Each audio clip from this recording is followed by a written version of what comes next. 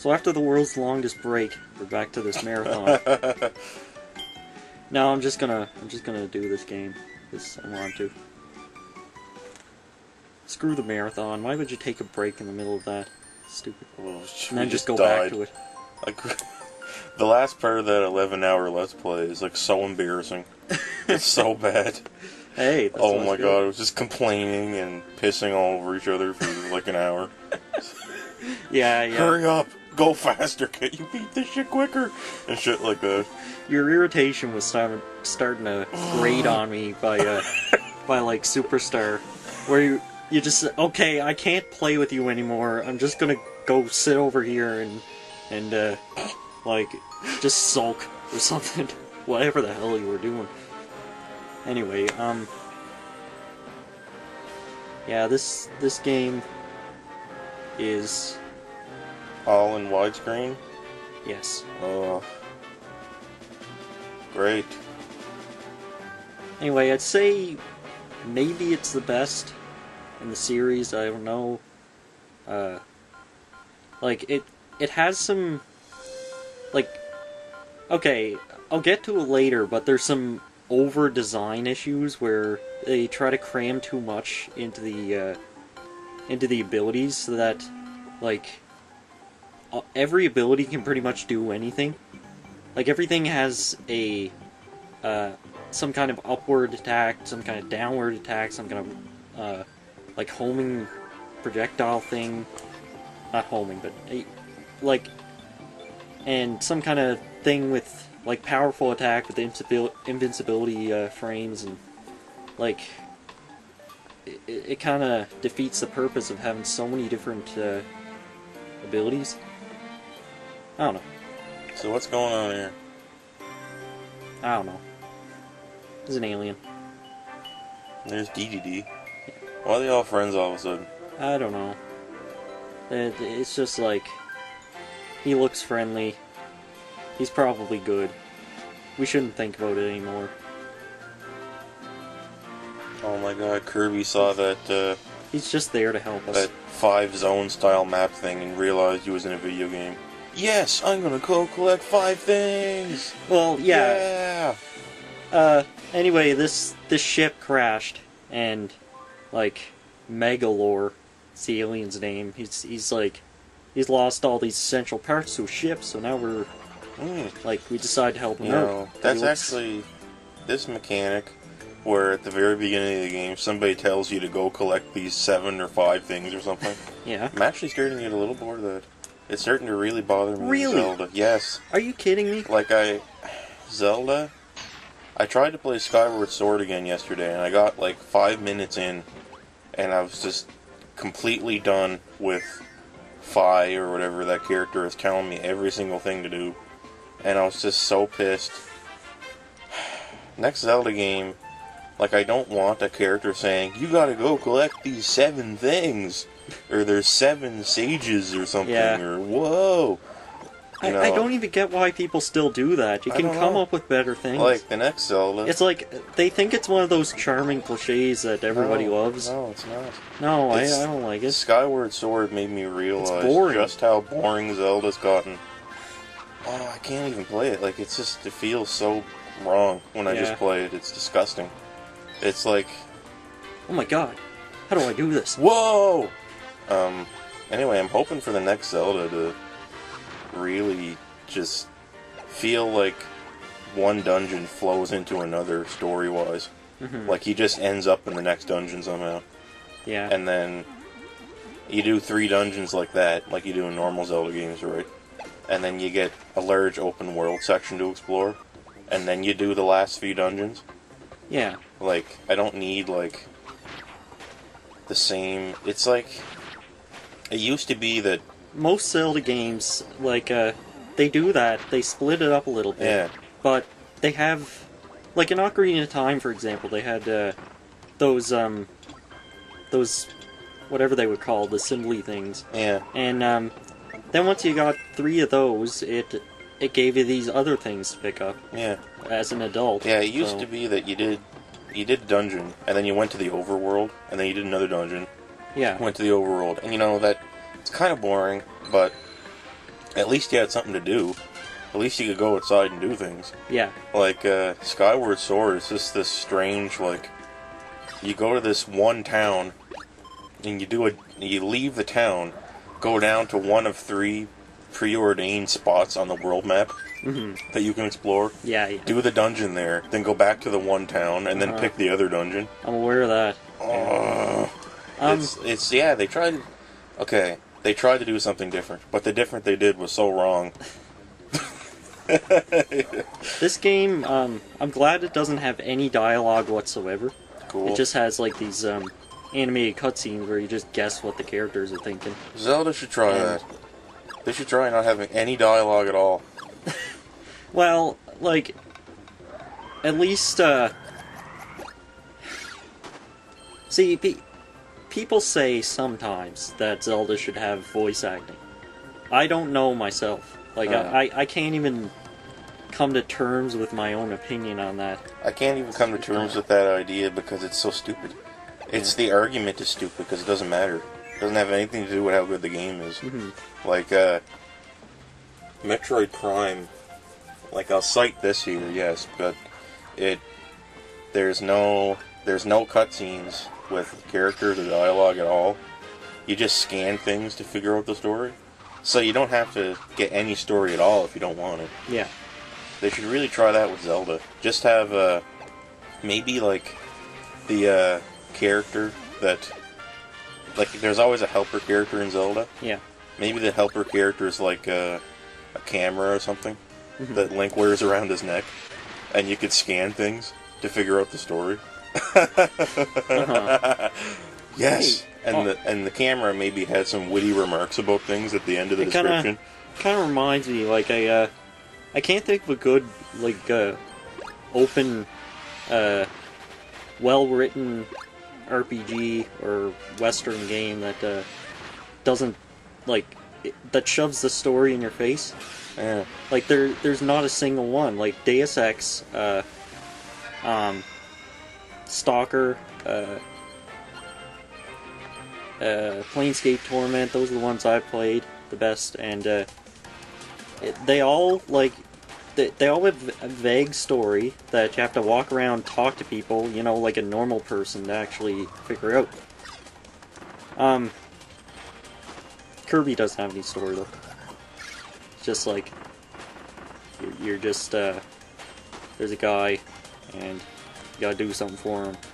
Or you gotta do something for yourself, or somebody steals your cake or something, and just beat shit up. Cool. Yeah, this game, because the, this Megalore guy is just so pure and so good, there's actually no final boss. Oh. He's not, like, it doesn't reveal anything, like, halfway through that, sort of, changes the game around, and so, like, not only is it extremely short, there's only about 5 worlds, but, yeah, there's no final boss or anything. Kinda weird.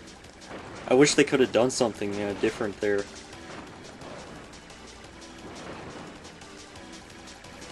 Oh, I'm liking how this game looks graphically. Oh, yeah.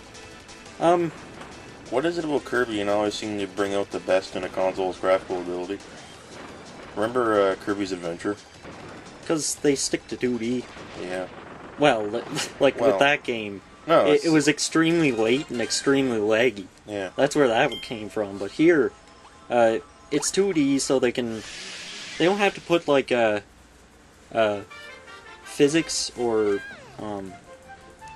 look at the backgrounds. Like they're really well designed and stuff because they don't have to think about the character actually jumping over it, over like those hills and stuff. So they can just like stick whatever, and it actually gets really creative later on. Oh, we got this again. That's good. Yeah. Yeah, it looks good. It plays like almost as good as Superstar. It's got really good abilities with a lot of different moves. It's like the best of every Kirby game. Oh, there's like gears there or something. Is that a ship part or something? No, these are cogs. They're just like every Kirby game has some secret thing you have to collect in each stage, and that's it. Doesn't really serve a purpose in the story. It's just a it unlocks the not final boss that doesn't exist. Remember when this game was announced? It was so strange. Like, it was revealed on some, oh yeah, tertiary Nintendo Flash-based website that was like a bland white template that nobody knew was there. I remember Somebody that. just discovered it, and there was like a random gameplay video of this game inside another trailer for something. And everyone's just like, "Whoa, where did this come from?" Nintendo didn't even announce it. And everyone's like, "What the hell is this game?" Nintendo didn't say anything about it. There was just gameplay somewhere. Really weird. Yeah, that was odd. Yeah. I was like, is this going to become Vaporware again? Like the is GameCube this? one? Yeah. Seriously, it's like the developers obviously are putting a lot into these games, but Nintendo doesn't seem to think anyone needs to really hear about it when it happens. I guess. Like, I think this is the first game the first big game HAL has made in a long ass time. Yeah, they're just. Can you even think of anything? Like, what? I don't know. They might have. Did they publish that 3DS game Harmonite or something or whatever that was? Maybe. I have no idea. Anyway, it's like Natsume or whatever. Like, they just stick around and then just make these games that are just in the same series they made a long time ago, forever. Like Natsume has been getting by just making Harvest Moon for so long. Now, here's sort of what I was talking about in the beginning. Like, Blade, or Cutter, has a charge move now. So does Sword. So does, can't think of any examples, but, most of the moves have a charge move, a melee move, some kind of, projectile, depending on what it's focusing on. It's sometimes kind of weak and shit, but it's still there. And Sword used to be useless for bosses. So they added this, Spin Slash that makes you invincible, and now it wrecks bosses. Just like every single other move. So... There's no balancing. They just kind of threw shit in. It's balanced because everything is overpowered. It's one of those things. So, is there anything in this Kirby game... that. Is there anything, new elements added to Kirby's character in this game that you're hoping to see he uses in the new Smash Bros? Does he have a new power up here that you liked? There's, well, I'll get to that when I come across it. It's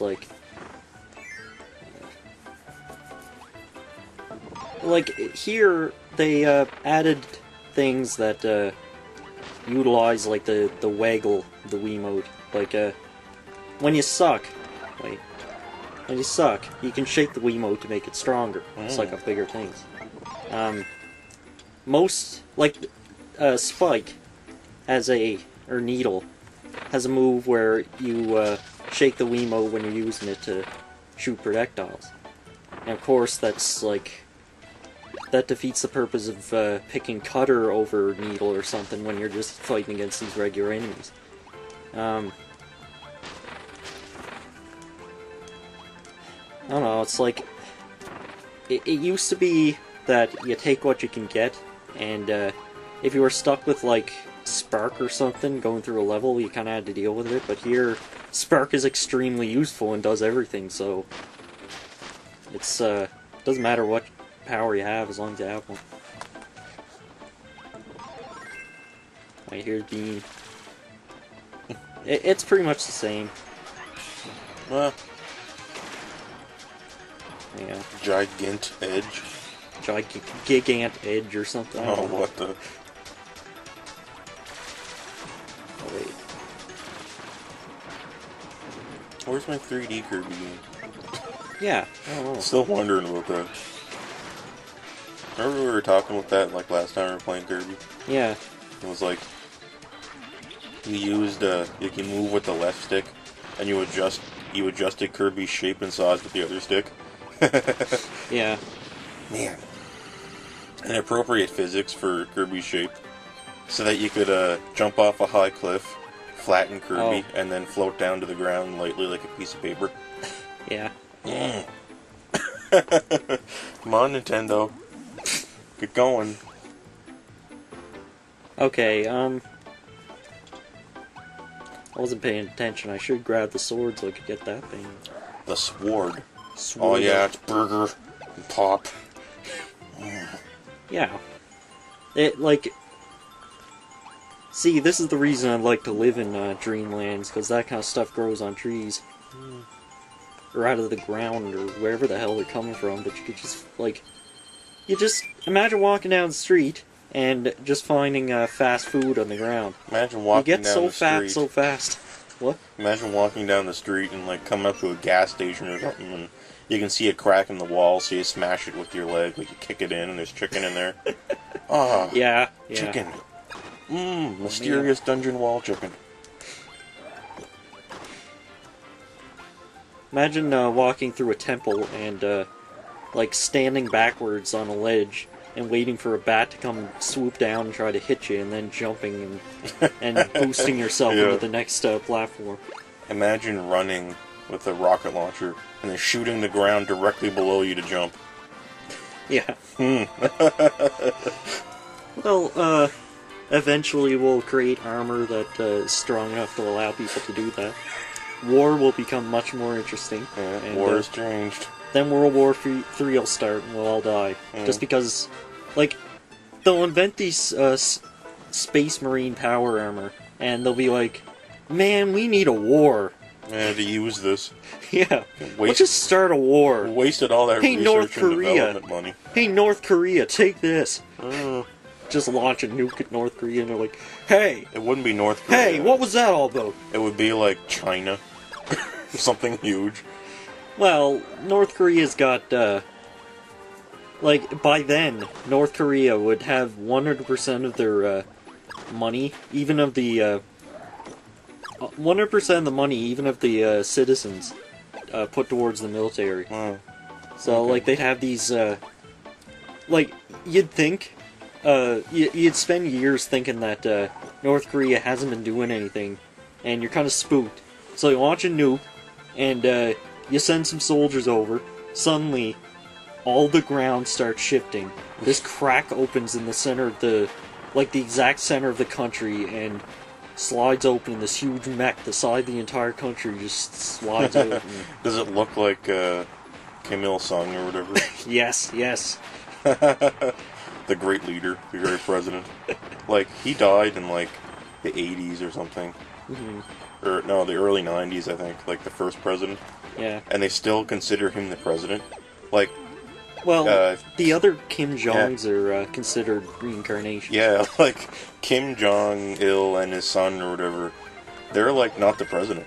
You realize that? They're, like... Kim Il-sung is the president.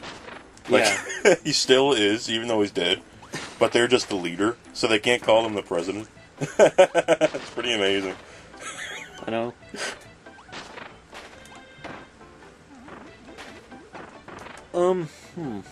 Oh yeah, there was one... There's this thing here. So, what did you think about Nintendo's E3? Nintendo's E3? What was that? Oh, you know, that Nintendo Direct they did? That video? Oh, yes, I watched that. Yeah. Yeah, it was expected. Yeah. It's just everything. Nothing surprised me, I can tell you that much. I just wasn't taken away by anything in it. Like, everything was exactly what I thought it was going to be. Everybody knew Mega Man was going to be in it. I was shocked. I was shocked when people were surprised about that. Yeah, it was like everybody knew what was going to happen. It was so obvious. And, then they got Mega Man, and then I was thinking of stuff, okay, who's going to be the new joke character? Oh, Wii Fit Trainer. Yeah. And that was, like, so obvious, and I was like, okay, good. Yeah, whatever. And then, it's not like it's disappointing, it's just not surprising. Retro Studios working on another Donkey Kong Country.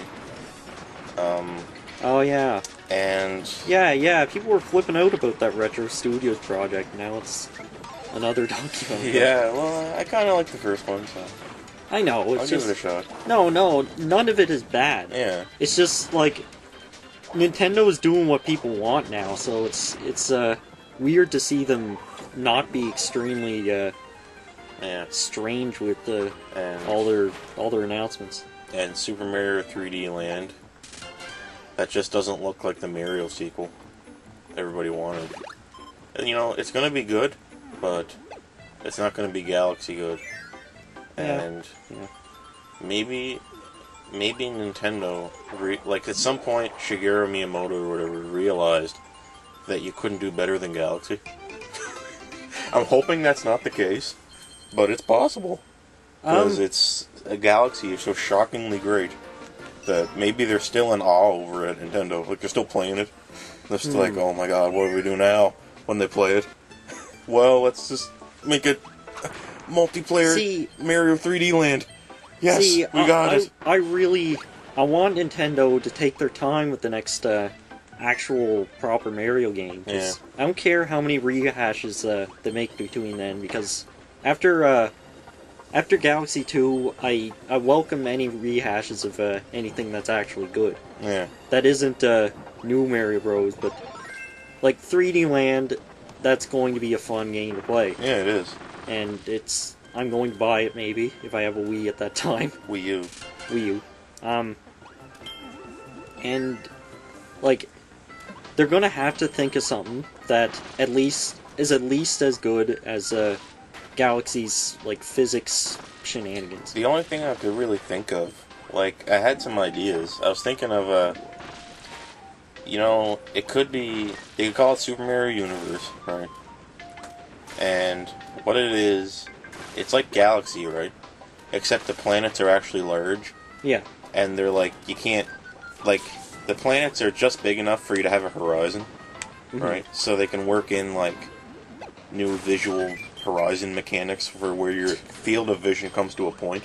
Whoa, what? And they work in this, right? Yeah. So, I mean, don't get me wrong, it's not confusing when you see it.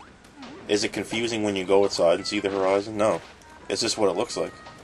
But I haven't really seen that yet in a game, right? Yeah. Anyway, and you gotta, push the boundaries, right? Hold on for a sec. Okay, here's what I was talking about with Spark. Yeah. Plasma? Yeah. They just stuck that into Spark, so now, instead of Spark being... This is Plasma. Yeah, it's Spark and Plasma at the same time. It also has an up attack that has, range at least as tall as the screen, and down attack that's just lightning. So it's too good now. Anyway. In this game, I had this, so the planets are large, right? Mm-hmm. But, whoops. You can you can press the look button with Mario or Luigi or whatever. Yeah. And you can look around and see the other planets that are actively loaded at the same time to take advantage of the Wii U's new power, as opposed to the Wii, right? Yeah. So these other planets are loaded, right? And you can get into cannons and shit and fly yourself there and move around and stuff. Mm-hmm. But the thing is, we're going to take advantage of the Wii U gamepad, and you play as Mario and Luigi at the same time, and you move around with Mario, right? Yeah. And you press L or R or something. R would switch to the other character or something maybe. And it would zap back to wherever that last character was where you left him. Mm-hmm. And the thing is, when the game doesn't stop when you switch characters for the other character. So say you left Luigi in some spot, and you zap back to Mario, Luigi's world would squish onto the gamepad screen. Oh. So that you could see if an enemy was going to attack him. So then you could you can zap back. Yeah. And this allows you to solve puzzles and do gameplay things between them. Mm-hmm. Because there's keys where Luigi has to collect it or Mario has to collect it. Yeah. And you have to put them on that planet and stuff. And there's no world map or hub world because the whole world's loaded at the same time. Yeah. That's the only thing I could really think of that would be better than Galaxy. They could take it to the next level. And granted, all that together with all the level creativity that was in Galaxy. from Nintendo's E8E team or whatever they call it, the A team. I think that's where you could go with it. That's taking advantage of a lot of different Wii U things. Yeah. I was thinking they would make a oh, what a like marketers call it, a persistent world. Yeah. Yeah, I was thinking they'd do that, but I can't see them doing, like, the space theme again. Yeah. So I was thinking maybe just like somehow they could do an open world Mario game. Yeah, but see... But it's not, there's no backtracking or anything. Yeah, you just go where you want. Yeah. And you have to get to the end of the level, but the point between, or the space between the start and the end is completely open. See, my Super Mario Universe thing here, it's not really space themed because the planets are big. You're exploring these planets for like an hour at a time. Yeah. It's like, it's space when you go to the other planet. Mm-hmm. It's not, you don't see space when you're on the planet. When you're on the planet, you can see the sky. Wait, did I get these? Like, it just looks like the sky when you look up, right? Yeah. You have to run really, really fast before you can notice the roundness of the planet.